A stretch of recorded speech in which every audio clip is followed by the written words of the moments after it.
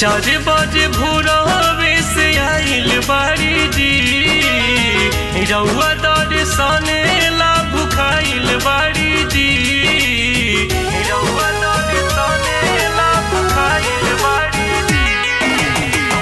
4 बजे भोरवे से आइल बारी जी, रउआ दर्शन ला भुखाइल बारी जी, भुखाइल बारी जी।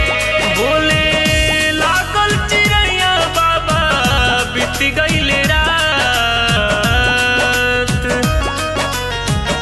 जो हतारी बराती अजोर करी धराती, उग जाई हे दीननाथ। जो हतारी बराती अजोर करी धराती, उग जाई हे दीननाथ। उग जाई हे, उग जाई हे दीननाथ।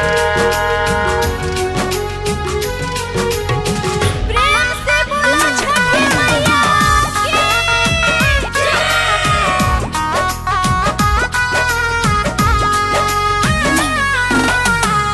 रोज रोज रउआ उगत रही हाली, आज नहीं लौकत लाली।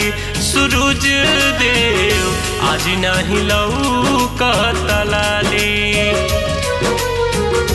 आज नहीं लौकत लाली।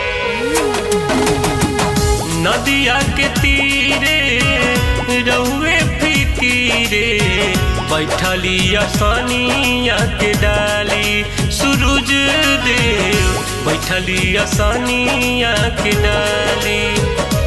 बाड़ी पनिया में खाड़ तिवई जोड़ी दोनों हाथ, जो हतारी बराती अजोर करी धराती, उग जाई हे दीननाथ। जो हतारी बराती अजोर करी धराती, उग जाई हे दीननाथ। उग जाई हे, उग जाई हे दीननाथ। प्रेम से बोलो छठी मैया